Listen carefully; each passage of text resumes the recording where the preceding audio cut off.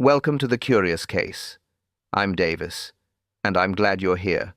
Tell me, do you prefer the hush of winter fairs or the laughter of summer markets? Share your thoughts below, and don't forget to subscribe for tomorrow's mystery. Now, settle in. The tea's warm, the snow's falling, and somewhere among the ribbons and wool, a secret waits to be found. The morning began quietly. A light frost clung to the grass. The air smelled of tea and wool. Bunting hung across the green, swaying in the chill. The Women's Institute marquee stood tall in the center, white canvas, tied with orange ribbons. Inside, tables waited in neat rows. Each held careful work cakes, jams, knitted shawls, everything labeled in Mrs. Hart's perfect handwriting. Miss Marple walked slowly across the field. Her shawl was tucked around her shoulders. Her knitting bag swung at her side. She paused at the entrance. The smell of boiled kettle water drifted through the flap. Comforting. Familiar. "Morning, Miss Marple." Lady Bantry waved from the far table. Her gloves matched her hat, bright, cheerful, unnecessary for warmth. She was adjusting a banner that read, "Autumn Craft Competition." "Come admire the entries. It's rather splendid this year." Miss Marple smiled. "Only splendid," she said. "That sounds cautious." Lady Bantry laughed. "You'll see why. The lace shawl category is causing chatter already." Miss Marple entered the tent. Her shoes brushed the straw on the floor. Voices buzzed softly, women checking stitches, arranging ribbons, smoothing tablecloths. Someone poured milk. Someone whispered about last year's scandal with the jam. At the center, Mrs. Hart directed everything. A clipboard in her hand, a face that allowed no nonsense. "Mind the spacing, Vera," she called. "Every entry must be centered on its card." Vera Bland, the haberdasher, nodded briskly. "Yes, Mrs. Hart." She adjusted a board with exact precision. Her thin hands worked quickly, pin by pin. Miss Marple looked closer. 6 lace shawls were displayed in a single row, each pinned on a felt board, some pale cream, others soft grey. The patterns caught the light like frost. One in particular drew her attention. Oak leaves and acorns, delicate, symmetrical, almost alive. The card beneath read Miss Nora Little. "New entrant," Lady Bantry murmured. "Moved to the village last year. Lives alone by Inch Lane. Shy thing. Very talented." Miss Marple nodded. "She'll give Edith Pym trouble, I think." Lady Bantry leaned closer. "Between us, it's a 2-horse race. Edith, defending her title. Nora out to take it." She lowered her voice. "And Mrs. Hart's nerves are dreadful. She's terrified of favoritism." Miss Marple watched as Edith Pym arrived. Smart coat, confident stride. She set her gloves neatly beside her board. Her eyes went straight to Nora's entry. A polite smile. Too polite. The tent grew busier. Steam hissed from the urn. Children ran past the doorway, their laughter fading into the cold air. Inside, women compared patterns and yarns, pretending not to measure each other's skill. Miss Marple moved to a corner seat. Her needles clicked gently. Her eyes missed nothing. Across the table, the light caught a faint blue chalk mark on one board. Tiny, square, precise. Most wouldn't notice. She did. Something about it seemed planned, measured. Something on that table wasn't quite right. The afternoon moved quietly. Knitting needles clicked. Steam drifted from the urn. Someone laughed near the jam table. Then it happened. Mrs. Hart reached forward to touch the lace. Just a simple gesture, a fair judge, checking texture, skill, neatness. Her hand met the edge, and she gasped. The sound cut through the marquee. Sharp, quick, wrong. Her clipboard fell. Papers scattered. For a second, no one moved. Then she cried out. Again, "I've been shocked." The crowd surged closer. Chairs scraped. Cups rattled. Miss Marple rose slowly, knitting still in hand. Dr. Haydock pushed through the line of women. "Sit still, Sybil. Let me see." Mrs. Hart's hand trembled. "I touched the lace," she whispered. It burned, like a wire. Colin Webb, the electrician, looked up from the loudspeaker. "Electric?" he repeated. "That's not possible. There's no current here." He knelt by the table. Fingers brushed the floor. "Extension leads fine. Irons off. Nothing should be live. Lady Bantry hurried over, her hat tilted, eyes bright with alarm. Are you hurt? Mrs. Hart shook her head. My fingers tingle, that's all. A voice came from the back, loud, certain. She wired it. The words rippled through the tent. She what? Someone gasped. She must have. The young one. The new girl. All eyes turned toward Nora Little. She froze. Her lips parted, but no sound came. Color drained from her face. She looked like someone caught in a flash. I didn't, she said finally. I swear I didn't. Then how else? It was Mrs. Cardy now, puffing with outrage. How else would it shock her? A trick, a scheme to cheat. Miss Marple's needles rested quietly in her lap. Her gaze moved not at the accused, but at the table. The cloth, the iron, the cord on the floor. She noticed the faint scent of ozone, sharp, metallic, not from tea, not from wool. Colin muttered to himself. Could be a fault, but the lead's nowhere near her work. The murmuring grew. Disgraceful. Dangerous. On purpose, you think? Lady Bantry placed a hand on Nora's arm. Don't speak, she whispered. Not yet. Mrs. Hart stood now, still pale but upright. This entry is suspended, she said coldly. No award until we know the cause. But Nora began. Mrs. Hart raised her hand. No more. Safety first. Honor second. The tent fell into an uneasy silence. Outside, a gust of wind tugged at the bunting. Inside, everyone waited for someone else to speak. Miss Marple's gaze drifted down again, to the pins, to the edge of the shawl. She noticed one tiny spark had singed the felt. Just one, enough to whisper of current. She said nothing. Not yet, but the thought was clear. Someone had planned this, and not the girl they all blamed. The Marquis was quiet again, just the faint rustle of coats. A kettle hissed somewhere near the back. The smell of scorched wool lingered in the air, sharp, metallic, like rain on wire. Mrs. Hart sat with her tea, still pale. Lady Bantry hovered close, whispering comfort. Colin Webb examined the floor, tracing cables with care. Inspector Slack hadn't yet arrived, but the village already had its verdict. She wired it. She wanted to win. She looks the type. The whispers floated like steam above the crowd. Miss Marple listened without reacting. She had heard that tone before certainty built from fear. She moved closer to the lace table. The shawl still lay there, delicate, perfect. Nothing about it looked dangerous. Nothing ever does. Her fingers brushed the edge of the wooden trestle, cold metal against her ring.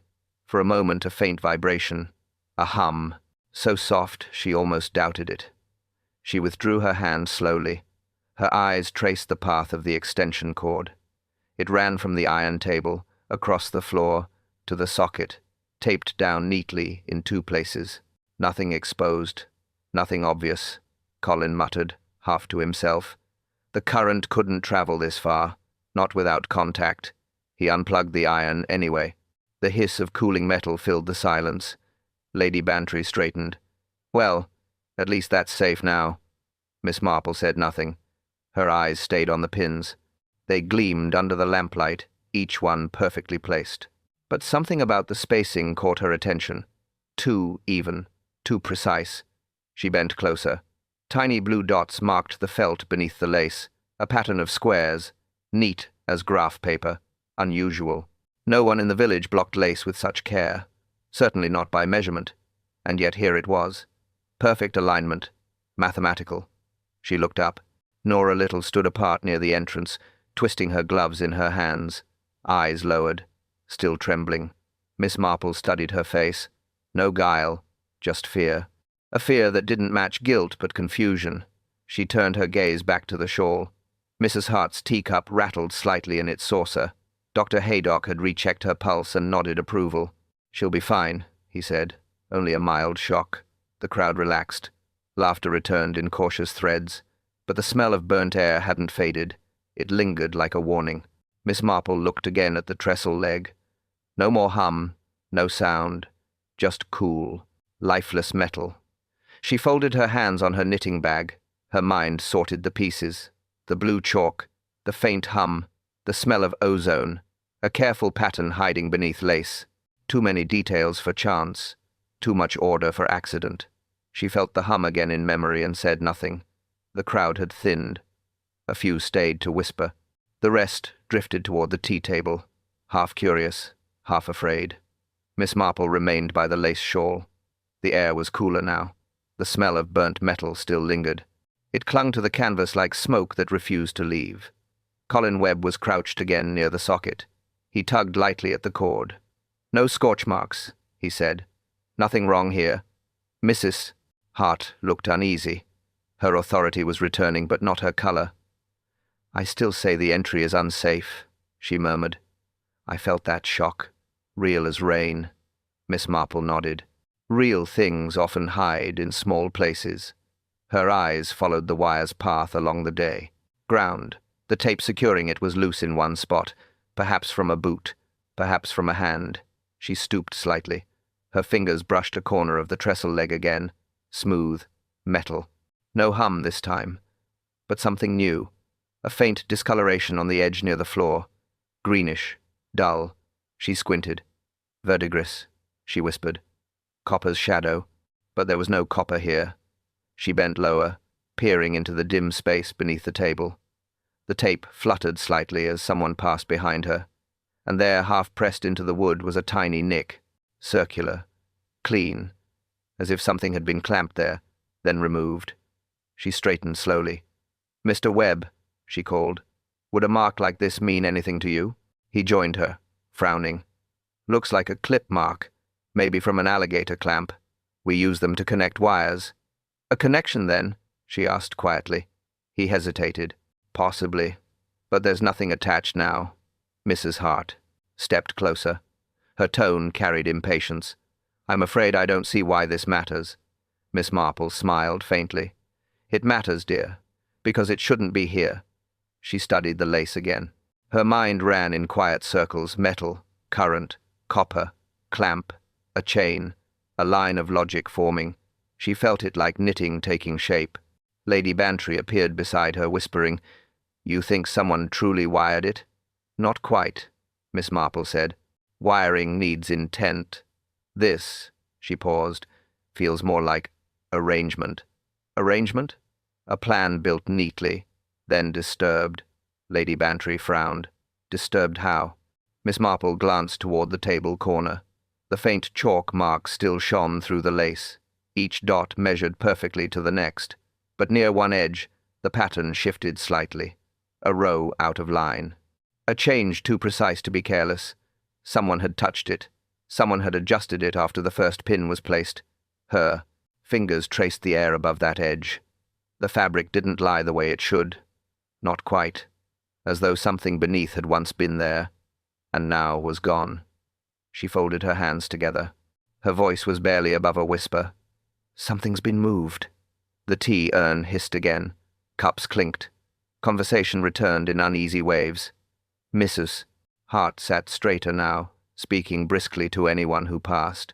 "I shall report this to the committee. Safety is not optional." Her tone had the strength of someone rebuilding control. Lady Bantry stood nearby, murmuring to Vera Bland.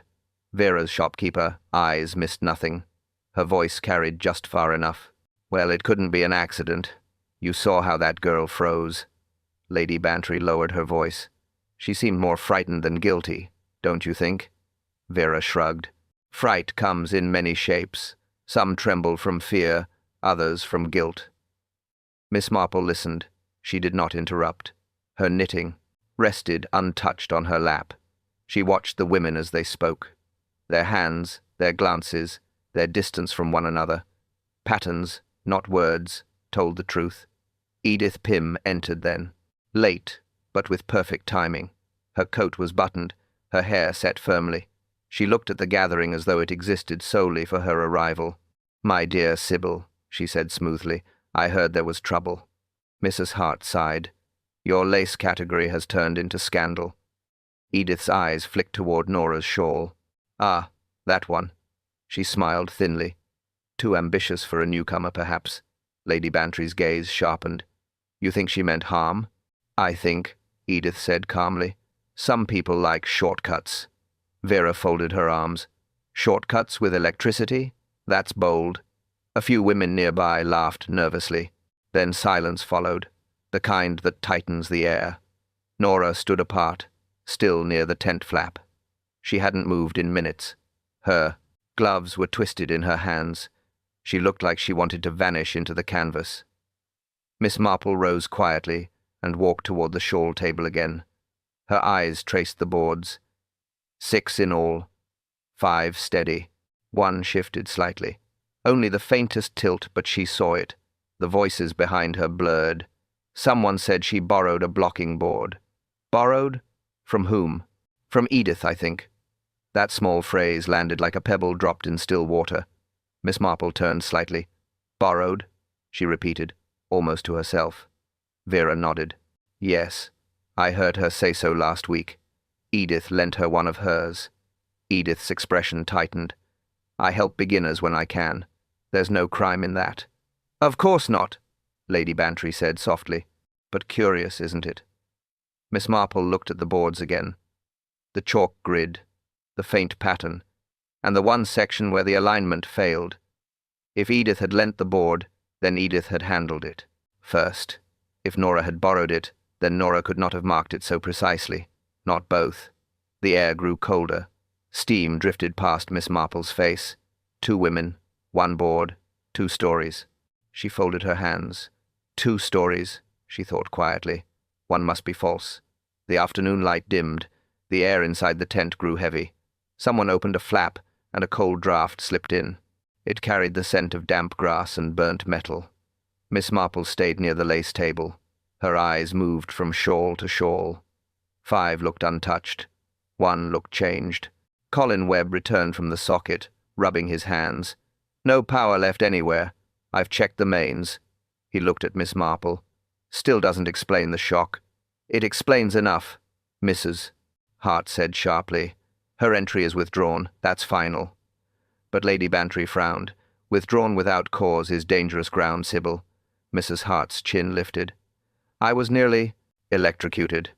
And yet you stand, Miss Marple said quietly, her tone calm, measured.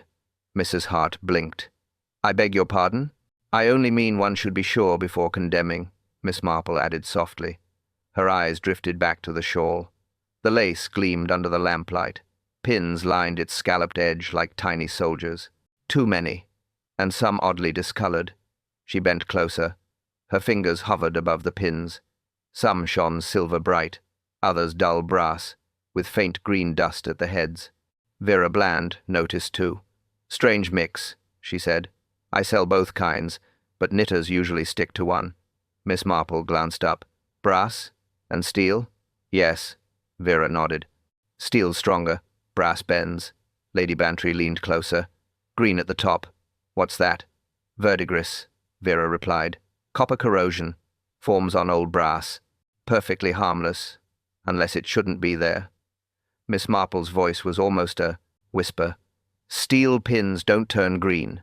The words hung between them like a quiet judgment. Colin crouched beside the table. He picked up one of the loose pins that had fallen during the commotion, rubbed it between his fingers. Feels warm, he muttered, like it carried charge. Mrs. Hart stepped back. Her eyes darted to Nora. So, it was true then. Nora shook her head. No, please. I used the pins Edith gave me. She said brass was best for fine lace. Edith's head turned sharply. Did I? Yes, Nora whispered. You handed me the packet yourself. Vera frowned. Edith, you bought steel pins from me yesterday. You said brass bent too easily. The tent went quiet. Even the kettle stopped hissing. Mrs. Hart stared between them. Both can't be true. Miss Marple's eyes didn't move from the board. Brass where steel should be. Green where there should be none. An old pin with a new purpose. She straightened slowly, her expression unreadable. The logic lined itself neatly in her mind. 2 materials, 2 stories, 1 deliberate exchange. The smell of ozone drifted faintly again, sharp, metallic, fading into wool. Miss Marple folded her hands. Her tone was soft, but final. Steel pins don't turn green. The truth shifted. So did every gaze in the room. The tent felt smaller. Too many eyes. Too little space for truth. Mrs. Hart stood firm, clipboard in hand. Her tone turned official. "We must question everyone involved." Lady Bantry folded her gloves. "Question, not accuse." Mrs. Hart ignored the correction. She looked at Nora first. "You used brass pins?" "Yes." "Who gave them to you?" "Mrs. Pym." Edith's voice rose. "I gave you steel, not brass," Vera cut in. "She bought steel from me. I saw it." "Then she lied," Mrs. Hart said. Edith bristled. "I most certainly did not." Colin tapped the table edge. "Please, one at a time." The voices clashed again, short, sharp bursts like sparks in air. "Someone swapped them, or planted them. Why would I? To win." Miss Marple watched quietly. Her hands rested on her knitting bag. Her eyes traced faces, not words. Panic in Nora's hands, defensiveness in Edith's posture, control in Mrs. Hart's stance. 3 energies, 3 motives forming. Colin crouched again near the socket. He pulled back the cloth. Found nothing. Then, half hidden beneath the table leg, something glimmered. He lifted it carefully. A small wire. Thin. Coated. Snipped clean at both ends. "Looks like someone cut this," he said. Mrs. Hart leaned closer. "That proves it." "Proves what?" Lady Bantry asked softly. "That a wire exists, or that a person meant harm." The question hung unanswered. Nora shook her head. "I never touched any wire. I swear." Edith crossed her arms. "Then why under your board?" "It's not mine." Mrs. Hart's pen scratched furiously over her clipboard. Her lips pressed tight. "Your name was on that entry card." Miss Marple's voice broke the noise. Calm. Level. "May I see the wire?" Colin handed it to her. She turned it gently between her fingers. No insulation worn. Ends too clean for accident. Snipped. Deliberate. She laid it down carefully. "Short piece," she said. "Too short to carry current, unless joined with another." Colin blinked. "I checked. No second wire." "Then someone removed it," she murmured. Lady Bantry frowned. "Before or after the shock?" Miss Marple didn't answer. Her gaze rested on Edith's gloves. Neat. New. But on one finger a faint green stain. She said nothing. Folded her hands again. Mrs. Hart cleared her throat. "Until the inspector arrives, we suspend judgment." No one replied. The air felt heavier. Even the kettle seemed to quiet. Outside, the wind shifted. A few leaves pressed against the canvas wall, whispering. Inside, no one dared move. No one dared speak. The wire lay between them, small, harmless, accusing. No one spoke after that. The tent felt colder. The crowd quieter. Only the sound of rain beginning outside. Soft, steady, almost polite. Inspector Slack had not yet arrived. But order had started to return, forced, uneasy order. Mrs. Hart busied herself writing notes she would later rewrite. Vera served tea that no one touched. Miss Marple remained near the table. Her eyes drifted to the laceboards again. Something kept tugging at her mind. A rhythm that didn't fit, like a pattern with one wrong stitch. She reached for the second board, Edith's entry. Fine lace, steady tension, pale thread. Her fingers brushed the edge. The board felt heavier than the others. Odd. "Mind what you touch, Miss Marple," Mrs. Hart said quickly. "It might still be unsafe." Miss Marple smiled faintly. "Oh, I doubt danger repeats so neatly." Lady Bantry raised an eyebrow. "What's heavier about it?" "Perhaps nothing," Miss Marple murmured. "But perhaps something." She turned the board carefully. The felt backing looked ordinary. Pins in place. Lace perfect. But the weight, it wasn't imagination. She pressed gently along the underside. Something shifted inside. A faint, hollow sound. She tapped the corner dull. The center solid. The opposite corner hollow again. Her finger found a seam, too straight to be wear. She slid a small knitting needle along it. A click answered back. Everyone leaned in. Even Mrs. Hart stopped writing. A soft pop followed. The felt lifted slightly at the edge. Hidden screws gave way. A space revealed itself beneath the surface. A false bottom clicked open. Inside, two objects rested neatly: a small coil of copper wire and a folded paper packet labeled "Pins, Brass." Mrs. Hart gasped. Good heavens. Edith's color drained. That isn't mine, she said quickly. Vera frowned. I've never seen that packet. My shop doesn't use those labels. Lady Bantry stared at the wire. Looks just like the one Colin found. Colin nodded slowly. Same cut, same type. Miss Marple looked at the hidden compartment again. The edges were clean, newly sanded. No dust, no age. Recently made. A board, built to hide. A plan designed to be neat. She placed the board back on the table gently, her voice calm. Someone meant this to be found, but not yet. Mrs. Hart's pen slipped from her hand. What do you mean? Marple's eyes lifted toward Edith, then Nora, then back to the shawl. Her tone was soft, measured. Because whoever hid these wanted control, she said. And control, once lost, can turn dangerous. The rain outside grew louder. Inside, no one moved, no one breathed. The false bottom lay open. So did the question of motive. And now, for the first time, danger had a purpose. The rain tapped softly on the canvas roof. Steady, predictable, unlike the faces inside. Mrs. Hart sat rigid, her tea untouched. Vera whispered to Lady Bantry. Edith stood apart, silent but watchful. Nora stared at the table, her hands still shaking. The hidden compartment remained open. Wire, pins, proof enough for gossip, not enough for truth. Miss Marple leaned closer. The scent of damp wool mixed with the faint tang of copper. Not strong, not new. Something that had been there longer than the scandal itself. She studied the boards again. Every felt square bore the same maker's mark, Street, Michael's Supplies. Every board except Nora's. Hers had no stamp, no label, clean, unbranded. She traced a finger along the smooth edge. Too smooth. No fraying, no dust. Freshly sanded like the false bottom in Edith's. Her eyes narrowed slightly. Patterns. Always patterns. 2 women, 2 boards, one heavy, one light. One stamped, one plain. Lady Bantry broke the silence. So, someone hid the wire. But why? To frighten, Mrs. Hart said quickly. Or to discredit. Miss Marple's tone was calm.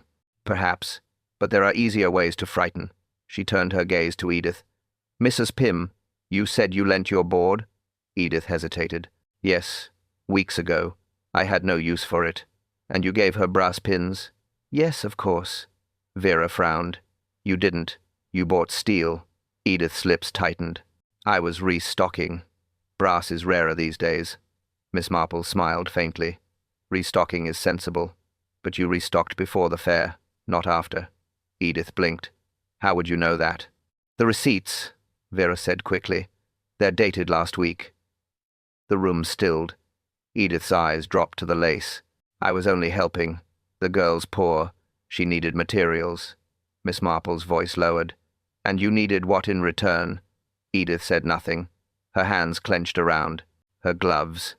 The faint green stain showed again under the lamplight. Miss Marple's thoughts threaded together quietly. A borrowed board. A swapped packet. A small current meant to startle, not kill. And a competition everyone cared about far too much. The motive wasn't greed. Not truly. It was something smaller, pettier, more human. She looked again at the shocked lace, at the singed felt, at the chalk marks no one else had noticed. A plan precise enough to impress, but careless in motive. Her expression softened. It was never about the prize, she thought. Only about pride. The kettle whistled faintly at the back of the tent. The ordinary sound felt like a signal. Miss Marple rose slowly. She adjusted her shawl, her eyes calm now. Certain. It was time to act. The inspector finally arrived. Slack stepped into the marquee with his usual frown. Rain glistened on his coat. His notebook was already open before anyone spoke. All right, he said, briskly. Start from the beginning. Mrs. Hart did every word sharp and defensive. The shock. The wire. the hidden compartment. Each point delivered like a charge.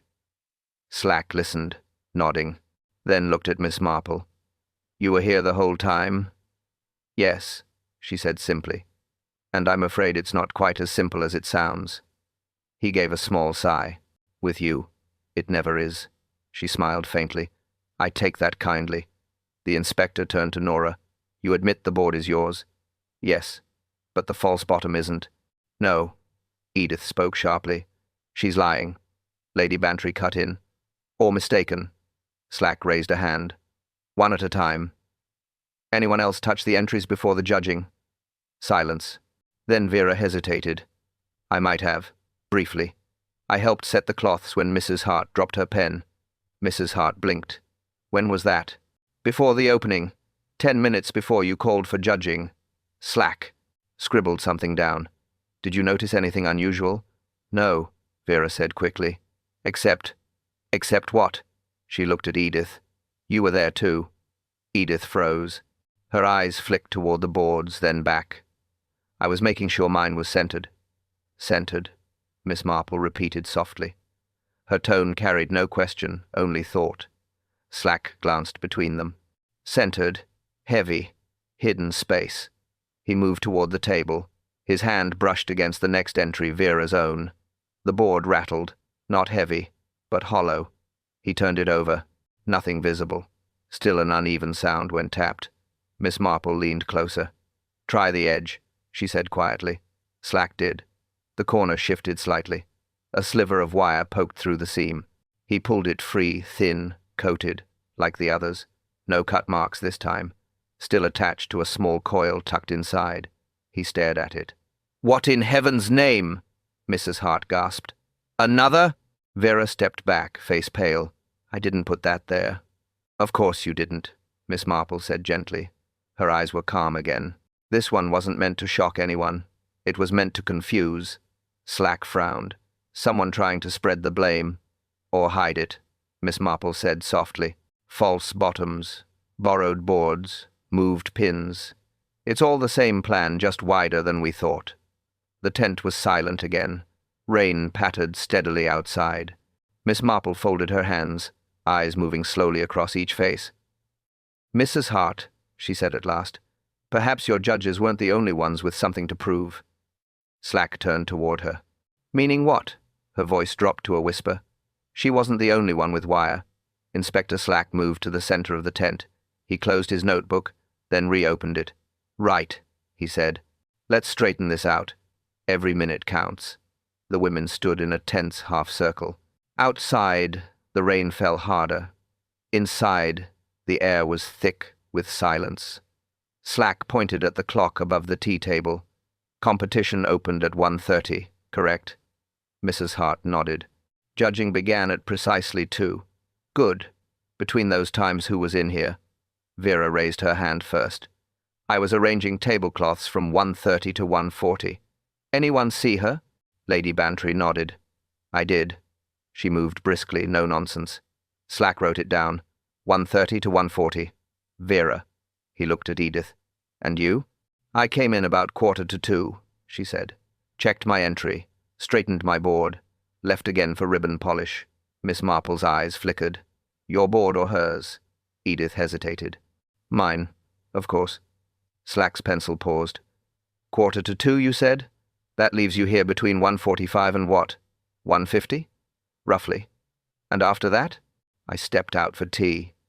Vera frowned. "No, you didn't.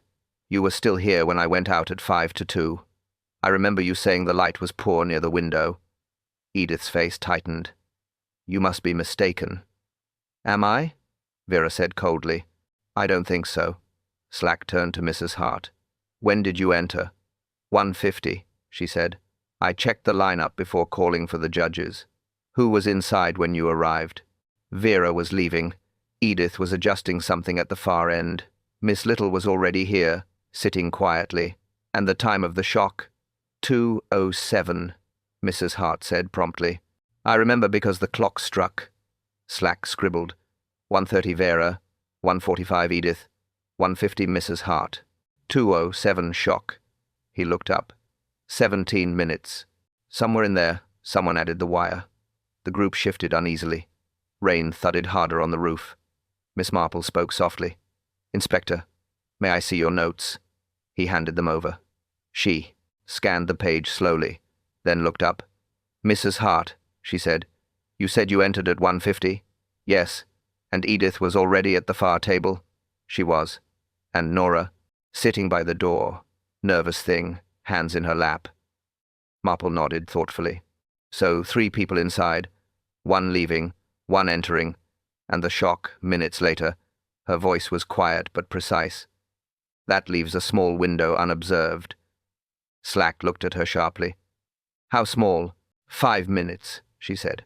"Between 1:50 and 1:55, when no one saw what anyone else was doing." The women looked at each other. 5 minutes. Enough time to hide a wire. Enough time to swap a board. Enough time to ruin a life.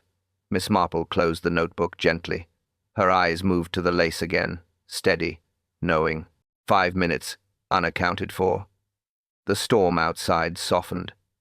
Raindrops turned slow and steady. Inside, the tension thinned only slightly. Steam rose again from the urn. It smelled of tea and relief that hadn't quite arrived. Lady Bantry refilled her cup. Her hands trembled just a little. "Do you think she did it?" she asked quietly. Her voice barely carried over the soft clatter of cups.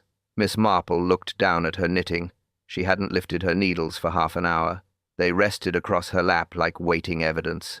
"No," she said. "Nora Little is guilty of being frightened. That's all." Lady Bantry frowned. "Then Edith?" Miss Marple hesitated. "She's clever. Too clever, perhaps. But cleverness doesn't always mean guilt." Lady Bantry leaned closer. "Then who, Jane? Who planned all this nonsense with wires and pins?" Marple smiled faintly. "Patience, my dear. Truth unravels slowly, but it never forgets its thread." Lady Bantry sighed. "You do like making us wait." "Sometimes waiting is where people reveal themselves," Marple said softly. "People talk too, much when silence feels heavy." Lady Bantry stirred her tea. The spoon clinked against the porcelain, steady, rhythmic. The sound filled the quiet space between them. "Poor Edith," she murmured. "She's been first in every competition for 10 years. It must be dreadful to see someone younger take the ribbon." "Pride stings," Marple said gently. "Even when we think we've hidden it." Lady Bantry nodded. "Still, Nora should have known better than to borrow from her. That never ends well." Miss Marple's eyes stayed on the shawl table. The lace had been removed now, laid aside for evidence. But the felt boards remained, each empty, each slightly different in shape. Her voice was barely above a whisper. "Envy starts with admiration and ends with ruin." Lady Bantry looked at her. "You mean Edith envied Nora?" "Perhaps," Marple said, "or perhaps the other way round." A gust of wind rattled the tent flap. Colin entered again, holding a damp envelope. "Inspector," he called. "Found this under the outer bench. Must have slipped during the confusion." Slack opened it. Inside a short receipt. He read it twice, then frowned. "Vera Bland. Purchase of 2 felt boards. Yesterday afternoon." Vera blinked. "That's impossible. I sold mine weeks ago." Slack handed her the paper. "Your name, your signature." Vera's face paled. "I never signed this." Miss Marple rose. Her expression didn't change, but her eyes sharpened. 2 boards, not 1 borrowed, 1 replaced. The wind outside howled again, louder now. She spoke quietly, almost to herself. "Then we've been watching the wrong board all along." The tent was quiet again. No more chatter, no more whispers. Only the steady drip of rain on the canvas roof. Inspector Slack folded the receipt in his notebook. "One of these boards," he said, "was replaced. But which?" 6 identical pieces of felt, 6 frames of polished pine. Each could belong to anyone. She stepped closer. Her fingertips brushed the surface of each one, lightly. 1 cold, 1 warm, 1 faintly humming. The faint hum again, just enough to make her stop. She turned to Colin. "Would you be kind enough to fetch the test meter from your van?" He blinked. "You think there's still current?" "Perhaps not," she said softly, but something carries memory. He hurried off. Mrs. Hart watched, frowning. What are you doing, Miss Marple? Watching, Marple said. And waiting, Vera muttered under her breath. More tricks and guessing games. Marple ignored her. Her eyes stayed on Edith's hands. The gloves were gone now. The faint green stain still there. When Colin returned, the air felt charged again. He knelt, clipped the probes to each table corner, one by one. 5 flat readings, one different. The needle trembled. Residual current, he said. Very low, barely a whisper. Enough to tingle, Marple said. Edith stiffened. That proves nothing. Marple looked at her calmly. Perhaps not. But let's see something simple. She pointed to the lace still lying beside the board, the one Nora had made. Touch it again, she said. Nora hesitated. Her fingers hovered. Then she pressed the edge gently. Nothing. Now you, Marple said quietly. Edith frowned. Ridiculous. Please, Marple replied. Just a touch. Edith's jaw tightened, but she reached forward. Her ring brushed the metal frame, and a tiny spark jumped. She flinched. It bit me. Only you, Marple said softly. Her eyes didn't leave Edith's.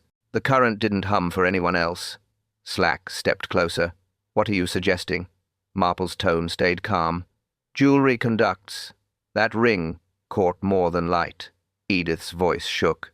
It's a coincidence. Is it? Marple asked. You said you straightened your board, but you didn't. You swapped it. You took hers and left yours with the false bottom in its place. Vera gasped. Mrs. Hart's teacup rattled again. Edith's face turned pale. Marple pointed to the mark on her finger. Copper stain, left by the wire you cut. Edith tried to speak. No sound came, only the soft patter of rain. Marple turned to the inspector. Her voice was quiet, certain. Now we know. The tent was still. No one breathed. No one dared to speak. Edith's hands trembled. Her eyes flicked toward the door, then to the lace on the table. She knew there was no escape left, only truth. Miss Marple stood beside her, calm as snowfall. Inspector Slack waited, pen in hand. He said nothing. He didn't have to. Edith swallowed hard. Her voice cracked on the first word. I only wanted the ribbon. The sound broke the air like a confession whispered to the wind. She looked down at her stained fingers. I've won every year since 1928. Every single year. And then she came. Her gaze moved toward Nora. She smiled when she entered, so sure of herself. Everyone liked her. They said she was gifted. Natural talent, they said. Nora shook her head softly. I never wanted to take anything from you. Edith gave a tired, bitter laugh. Of course not. That's what made it worse. Miss Marple's voice was gentle. So you arranged the exchange? Edith nodded slowly. I meant it to be harmless, just a lesson. She'd feel the shock, cry out, and be frightened enough to withdraw. You wired her board? Slack asked quietly. Yes, Edith whispered. I used one of my old brass pins, soldered a thin coil beneath the felt, connected it to a small battery from my husband's toolkit. It wouldn't hurt anyone, just sting. Her voice trembled again. I hid the battery inside the false bottom I built years ago, for storage, not for mischief. I told myself I was only borrowing the trick, but once it worked. She stopped. Lady Bantry leaned forward. Once it worked? Edith closed her eyes. I saw Mrs. Hart jump. I didn't mean her. I panicked. I tried to remove the wire, but there were too many eyes. Miss Marple nodded softly. So you placed another piece under Vera's board, to spread suspicion. Edith looked ashamed. I thought it would confuse them. Just long enough for me to fix everything. Mrs. Hart spoke faintly. You could have killed me. Edith's voice broke again. No, never that. It was only current from a torch battery. I tested it. Just a spark. I didn't think it mattered. Miss Marple looked at her gently. Pride never does, until it burns the hand that holds it. Edith's eyes filled. I only wanted the ribbon, she whispered again. I worked for months, and she just smiled. Slack closed his notebook. The sound felt final. No one moved. No one argued. Even the rain outside seemed to hush. Miss Marple looked toward Nora, then back to Edith. Her voice dropped to a whisper. Sometimes winning costs more than losing ever could. Edith said nothing. Her tears fell quietly onto the lace, and for a long moment, silence was the only mercy left in the room. Evening settled over street. Mary Mead. The fair tents were gone now. Only damp grass and a few scraps of ribbon remained. Miss Marple sat by her window. Rain traced silver lines down the glass. The kettle hissed, soft as forgiveness. On the table beside her, the morning paper lay folded. The headline, small, polite, fair incident, explained. No scandal. Just the quiet story of human weakness. She poured her tea slowly. Steam curled upward, carrying the faint scent of chamomile. The house was still. Only the ticking clock dared to speak. Lady Bantry had stopped by earlier. She'd said, "A shame, really. Such fine lace, ruined by envy." Miss Marple had only to port, nodded. Envy always ruins fine things. She stirred her cup. The spoon chimed softly against the porcelain. Her thoughts drifted to Edith, once proud, now quiet. To Nora, kind enough to forgive what nearly destroyed her, and to Mrs. Hart, already planning next year's competition. The village would forget soon. It always did. Memory in street. Mary Mead was selective, convenient, merciful. Marple leaned back in her chair. The fire snapped once, then settled. Her eyes softened. "Pride unravels faster than wool," she whispered. It was the truth, simple, patient, and always proven again. Outside, the rain eased into a gentle mist. Somewhere down the lane, a church bell tolled 6. The sound faded like the last echo of gossip. She set her cup aside, folded her hands, and smiled faintly to herself. Because in villages, as in hearts, every thread eventually finds its pattern. Even the broken ones. Davis's voice returns, soft, measured. The rain has stopped now. The story has cooled. Could you have guessed before Miss Marple did? He asks quietly. Was it the wire, the pins, or the stain on her gloves? He lets the question linger. A calm silence follows, like breath before tea. Each clue was small, he continues, each hidden in plain sight. A faint hum, a borrowed board, a lie told too neatly. He pauses again. Tell me, when did you know? Was it when the false bottom clicked open, or when her ring sparked against the table?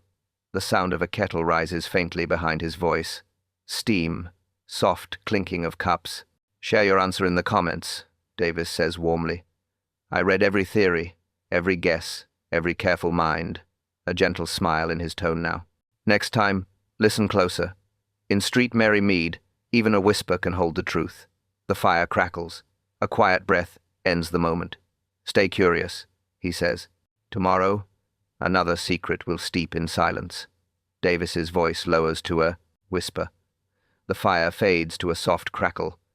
Only the ticking clock remains. Next time, he says slowly, a missing brooch, and a letter that never reached its home.